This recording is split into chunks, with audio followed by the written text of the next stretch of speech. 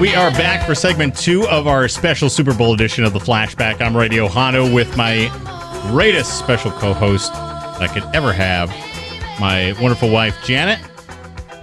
And my Radio Hondo's wife, Janet. Well, you are welcome to go by whatever you like. You do not have to respond to me if I call you Radio Hondo wife, Janet, or Janet. Radio Hondo Janet wife. Does that work at home too? I don't even know. I don't have to respond to you at home. Yeah, it just doesn't really sound as natural. It doesn't roll off the tongue, does it? Or how about Hondo wife? No, that doesn't sound either. No.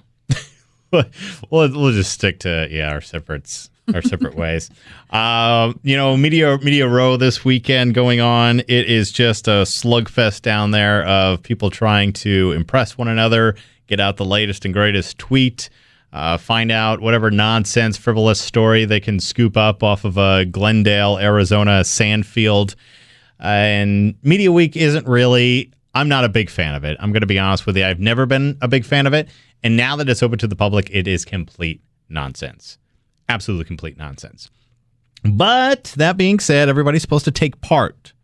Mm-hmm. Everybody, including Marshawn Lynch. Lynch decided, I don't want to do this. He's not a player. He's not a media guy. He doesn't like to really talk about himself too much all the time. He tends to focus on the important things. Working, getting his teammates better, building his team on the field, supporting them. And he's a little bit shy when it comes to the media not under his terms. You see him all the time. He's got his face covered and that stuff. And that's not to say he won't partake in things. He will. He's done some things on the side, but you shouldn't throw somebody into the fire like that. If they don't want to be there, if they're not comfortable like that, isn't that against, it's anxiety. It could lead to anxiety, right? Yeah, I think it can definitely cause a medical condition. Well, yeah. I don't want to find out someday, wake up reading the newspaper and find out Marshawn Lynch was found in some hotel room, half strewn over a bed with Skittles lying all over the floor and got a pile of Skittles out of his belly, just driven up. Oh, he OD'd on Skittles, man. Must have been the media, the press. It got to him. The press got to him. Likely story. You don't know. That could happen. Are you a Lynch fan? I am a huge Lynch fan. Yeah. However, I don't think you're going to agree with me. Said, and I actually know you're not going to agree with me. About what? I think he's unprofessional as it relates to this media. He's a football player. You say this. However, what did the guy sign for $31 million for a 4-year deal? Guess what? I don't know what his contract is. Yeah, that's his contract. That has a lot to do with the media. He doesn't get a $31 million 4-year deal not bringing in the fans. This is the public. The public listens to the media. The media plays a big part in these guys' salary. Now, I know you want to jump in there. Well, I think he has a negotiated contract. He does. And he's obligated by the NFL to do these. He's obligated. Yeah. So they have every right to fine him, and I think it's unprofessional. I think he should take this up off the field. I actually think he should take it up with his lawyers. But this is what I'm saying, is that he is constantly exposed to media regardless. He has no protection against them. And if you're going into the NFL, you should not be automatically subject to the scrutiny of media and the press. Now, that's not to say that the NFL can't take a look at what their media regulations are and say, hey, for each team, you are required to have ABC 3 or 5 players mandatory availability after each game. That way, some of the guys who maybe aren't comfortable in those positions don't have to be exposed to it, and at the same time, the press and the people and the fans, everybody's getting what they need. I agree with you. Mm-hmm. It's really hard to see a guy who has no problem grabbing his crotch in the middle of the field also having a problem. We have to express ourselves. On the media. You have to express yourself. But I think that it's something he should take up with his lawyer. It was in his contract. He signed on the dotted line. So to say that that's not your responsibility, I look at it as a corporate way. I generally do. And I wouldn't like that as one of my. Try one more time. I am so corporate. Here's the Lynch. Just here so I won't get fined. I'm just here so I won't get fined. Just here so I won't get fined. So you won't get fined. So I won't get fined. I'm just here so I won't get fined. Just here so I won't get fined. I like this. I think it sounds good. What do you think? I love it. I think it has a great beat. I don't agree with all of it, but I think it's a great song. So I won't get fined. Dion, you can hear Dion just egging him on. Yeah. This is an original too. He wrote this whole thing. Is that right? Yeah, he wrote this song. Yeah, every lyric. Not the music, verbatim, but the words. Yeah, just came off the top of his head. You should get paid for that. Yeah, 29 times he said that though. Thanks for asking. Well, at least people are having fun with it, right? That's right. Almost as many millions as he makes. Simple. 4 years. Here's the bass line bar. I'm just here so I won't get fined. Just here so I won't get fined. Good stuff. Thank you, Marshawn, for that. I'm just here so I won't. I like it. I'd rather have it like that. And, his teammates have been standing behind him. I understand. Not everybody has that glowing personality that wants to be out there all the time. Well, I think his teammates are standing behind him because that's the professional thing to do. You back You back and your teammates. you and your professionalism. I know. That's all we got sometimes. Just here so I won't get fined. So you won't get fined. So I won't get fined. Cool, enough of that. It's good stuff. Good stuff from Marshawn. So they had a lot of fun with it. He's gotten through and is ready for the big game, Super Bowl 49. And yeah, you say he reminds you of the J.H.I. Do you think J.H.I. is going to be that style? I do. He's going to be a quiet guy? I think he's Or going just a crotch grabber? I think he'll do both. I He'll actually don't probably think do he's the both. crotch grabber. I can't even believe I'm saying this. I don't think he's going to be the crotch grabber kind of guy. He's actually pretty humble. Yeah. I think they both have a lot of similarities. I think they both have similar running styles. I think their physicality is what reminds me. I know you want to say I think just because they have dreadlocks, but no, that's another. Well, that is part of it, but part of no, it. they do have similar styles. Yeah, they cut well, they hit, they're not afraid for contact. They're low. They run low and solid on the ground. Through a pocket. I think they've got a lot of similarity. And I'm going to pull some Dave on you. Oh, jeez. Little statistic. Since 2012, they both have 8 fumbles. Wow. I know. What is going on here? What? You're stealing the show. I'm supposed to provide the stats and information. You were supposed to be the casual fan. Wow, that has flipped. Did you have that? Has flipped. Did you have that stat? Flipped me for real. Yeah. I did not know about that before I gave that ring away. Okay. So Lynch isn't talking a lot, obviously. He did come out today and made a statement just simply saying, hey, about his comfort level, really, and kind of express what I would have been thinking about it. But overall, it's just been fairly quiet. However, everybody around it is talking, 29 times, this and that. Is he going to get fined? $500,000. That's what the NFL was threatening with if he had skipped out on media days. But he filled all of his minimums, got that done. But there are people who have some questions about it. Greg, I think we have an email we wanted to get to. What do we have for emails? Yeah. Greg from Battleground asked, Richard Sherman was asked by a reporter about trading underwear for the Lombardi Trophy. In the NFL, if the NFL wants its players to attend the media day at the Super Bowl, why don't they require the media to ask legit questions? Yeah, there's your professionalism. See, it's a two-way street. I don't know if you saw what they were doing with Rob Gronkowski. He's one who fully embraces it. So Gronkowski's there. He's big, 6'6", lovable kind of Northern European face, and just. But he'd been doing cat stuff and animal things, and these pictures and takes. People have been getting a kick out of him. He's kind of like our nephew, who tends to be a little bit high on sugar all the time. Constant entertainer. Always wants to please. That's great. But again, not everybody wants to do that. But the media is asking these people, whether they are or they aren't. So with Gronkowski, they're asking him these silly questions, handing him things, silly things to read. You hear Richard Sherman here being asked about trading underwear and the trophy or whatever the case may be. Maybe they were asking about diapers, changing diapers for the Lombardi trophy or something like that, because he does have the child coming up. Coming up. His wife is getting close. She may have the baby on Super Bowl. Mm-hmm. There's a question for you. There is a question. There's baby or Super Bowl?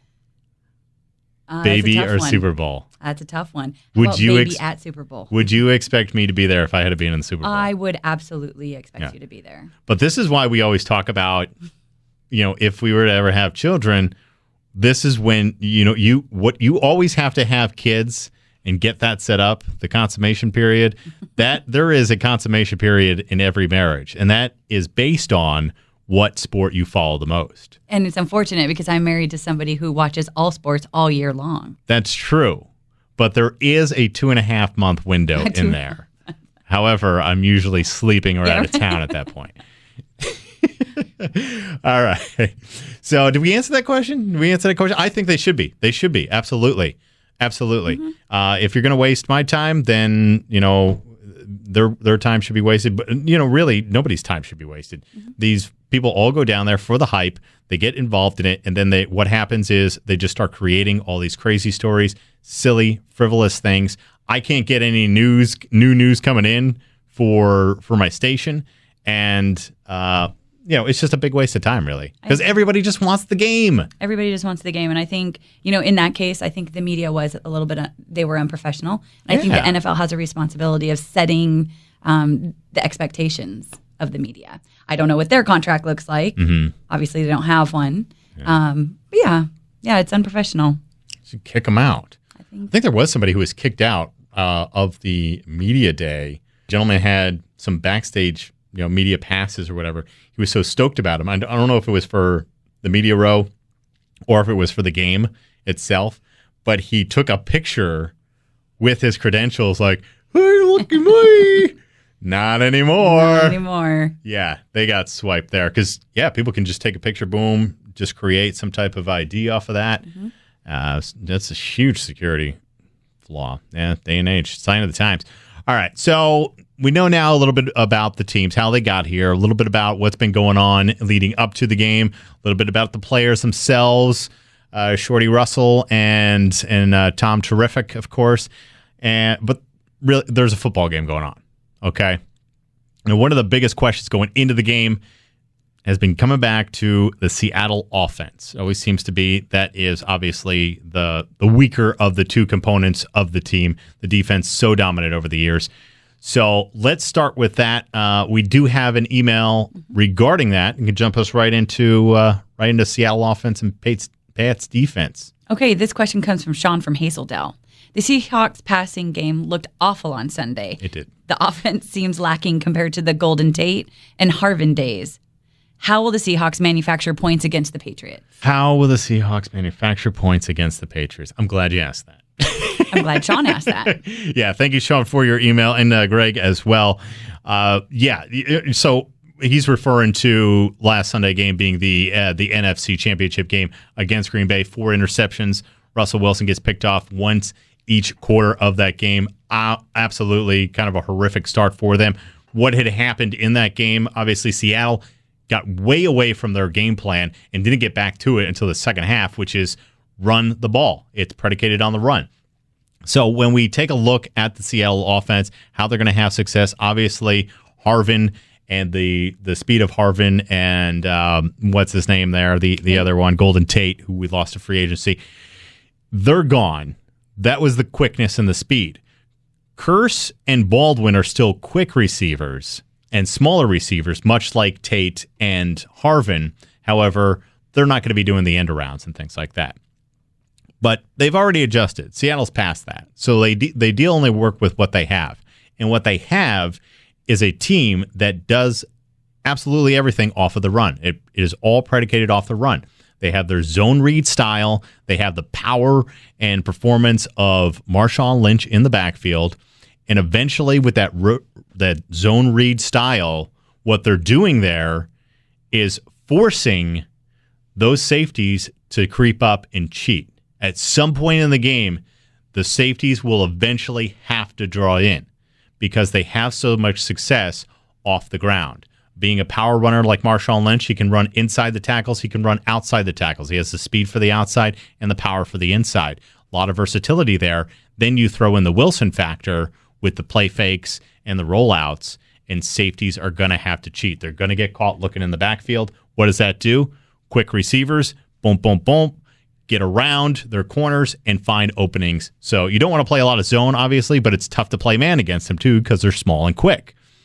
So it creates a lot of problems. Now, what they do out of that is they run a lot of bunch and nub sets.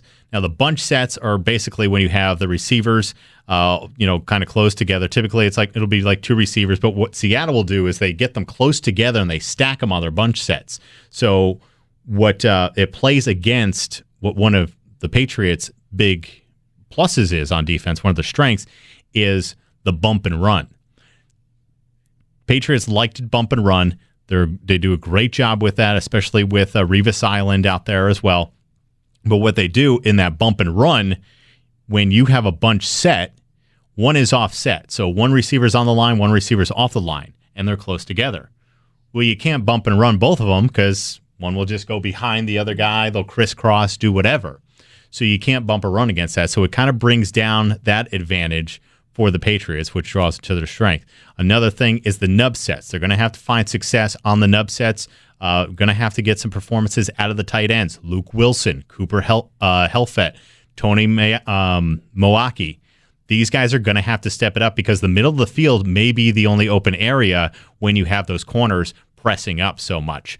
So Wilson's going to have to do that to try to offset the outside routes from those quicker receivers and the bunch sets. So look for those. The nub set, of course, I didn't explain this, but that's when the tight end is naked on his side. He's the end of the line. So that's the nub set. And they'll bunch the receivers on the other side of the ball. So that's where they'll have some success as far as working into the Patriots' strengths on the defense. They're a team where they're going to nickel and dime you down the field. And they will continue to nickel and dime, get the 5-yard receptions, get the 4-yard runs by Lynch, get the 3-yard scramble or 10-yard scramble by Wilson, nickel and dime their way down the field, and wait for those safeties to finally creep up. That's when they hit you. Mm-hmm. That's when they get that 30, 40-yarder. And we're probably going to see a couple of those out of Baldwin and Curse. I would imagine they'll probably have one apiece of a 30 of a big play, anything over 20. So it'll happen eventually. It always does. So the smaller and quicker wide receivers, probably going to be more of an advantage. They run the ball. They need to run the ball often and early. Get that run going. The quicker you can get those safeties cheating, the quicker you can get them off the bump and run, press coverage, the better you're going to do against them, against the Patriots, that is. And Wilson, of course, here's another thing. For Wilson, when he's passing, I would be really surprised if we don't see him intentionally breaking the pocket, intentionally trying to throw the defense off and try to make adjustments to him. And then again, if he's moving around, somebody's got to keep an eye on him, right? You have to move with him on the field. Those are going to be the safety positions again. So that's where he gets you, gives himself some more time for his receivers to run around and find some of those holes in the defense. Great offensive line, power speed, Wilson, Lynch, those guys looking great. So I don't think they're going to actually have any more difficult time scoring than they would against any other team. This New England defense is good, but they're not exceptional. They're not an exceptional team. It's more about the schemes. And I think Pete Carroll and Bill Belichick, head to head, going at it. Yeah, their offensive coordinators are coming up with game plans too, but they have the final say in there. And I think that this is a good matchup of coaches as well. And I think we're going to find Pete Carroll find some success on offense. For the Patriots defensively, well, what do you think about that Seattle offense? You've seen them. Sometimes they're good, sometimes they're bad. Yeah, I really hope that the Seattle team doesn't show up from 2 weeks ago. Yeah, I think for a lot of Seattle fans, it's difficult to be patient and watch it when you see all of these high-flying offenses all around the NFL. The Matt Staffords, even in Detroit, the big receivers, Megatron, just launching them up there, Odell Beckham. Everybody wants that. And Patriots do have Gronk, but outside of Gronk, they're pretty much the same way. Mm-hmm. They have a mixed match backfield. They have, Edelman and undersized receiver Amendola possession guys to what? Nickel and dime down the field, and then quick strike it to Gronk. They get the job done. Exactly. It's effective. And, you only have to play as good as your defense. Right? Yeah, absolutely. Okay. For the Patriots, when we take a look at their side, again, they do a lot of that bump and run. One of the best in the league, if not the best, in the bump and run to try to keep those receivers on the line. We saw that against Indianapolis. They held the receivers of Indianapolis. Well, it was just 12 completions by Andrew Luck last week. And what they were doing, because Andrew Luck likes to run so much out of the his options for running backs out of the backfield, they spied the back, and the running backs were held to one reception through the first three quarters. Then on the wide receivers, with the bump and run going, they held the wide receivers of Indianapolis out of 12 throws and completions. How many of those do you think were to the wide receivers? I'd say maybe 9. In a normal game, you're probably looking at like 9, 7, 7 to 9, something like that. 2. Oh. And they were to the same one. Is that right? T.Y. Hilton had just 2 receptions. Reggie Wayne shut down. Mongrove or whatever the other guy's name is, probably going to be out of the league in 3 years. He didn't get any receptions either. 7 of the 12 came or went to tight ends. Luke Wilson didn't have a huge game the first time they played, or Zach Miller didn't have a huge game the last time they played back in 2012. But the tight ends are going to need to have a big game here. So that way it's going to take some pressure off for those wide receivers. Now, what the Patriots like to do on their defensive line is basically their gap fillers. They just like to fill the line so that they can get help from the linebacker corps. So you have Mayo back there and the other linebackers. They are the tacklers on that team. You have Vince Wilfork. They just like to stuff the line so there's nowhere to go. But with that being said, when it comes to passing downs, they will maintain that pocket as well. So they just like to sit there on the line and occupy the space. It's not really so much about getting penetration. And then when it comes to a passing down where you want to see some deeper penetration and get to the quarterback, they actually will maintain the pocket and wait for that quarterback to make mistakes. Well, you have Russell Wilson back there. He's not really a mistake maker. He will make some, but he's not typically a mistake maker. So that is going to be an area of concern for the Patriots. We'll see if they try to bring more pressure from the outside, and that's what they'll do. They maintain that pocket. They act all calm and cool and just play the bump and run so you just don't have anywhere to go and make a mistake somewhere here or there. But then they'll bring in a blitz from the outside. So from a defensive end or a linebacker or even from a corner. They bring that in on a play where you're not expecting it, offset, and that's when they have their success as far as even getting to the quarterback and sacking them. So expect to see that, the maintaining of the pocket on the defensive side for the Patriots, bringing those blitzes in from the outside in, and then also are they going to spy Lynch and Wilson? They have to choose one or the other, because Wilson's so mobile. So they're going to have to choose who to spy, Lynch or Wilson. That's going to take up a defensive back. That's going to open up the middle for those tight ends to find some receptions. Or they might go back and forth. Be a good game. Yeah. So they're going to have a tough time, but it is a good defense. Number 9 against the run D, and then they actually give up a little bit less than 20 points per game, which was one of the tops in the league. So the Patriots D is very good. But when I look at the breakdown, I really kind of see Seattle having the tools to force New England into a kind of a different defensive scheme. They're probably going to have to make an adjustment in the game, during the game. And Belichick's good at that. He's good at that. So he'll probably get along with it. But when it all comes back to just stopping that run so their safeties don't get caught cheating, that's really the basic game plan when it all comes down to it. Feed it inside, feed it outside, and then just wait for those safeties to cheat. Patriots, on the other hand, they're going to want to keep the ground game between the tackles, but Lynch has the speed, like I said, to get to the edge, so they are going to have to protect on those outside perimeter, and he has the power to get to the edge, not only do that, but also the power to break those weaker tackles that you might be might be getting from cornerbacks having to come in to stop them. So I think Seattle should be able to find more of that running room. Last time they two met in 2012, Wilson and Lynch didn't have a lot on the ground. I think Lynch had about 80 yards. They only averaged about 3.3 yards per carry during that game. So they're going to have to bring that up. But on the other side, you look at Russell Wilson, and I found this to be an interesting stat. Bill Belichick is the master of beating rookie quarterbacks.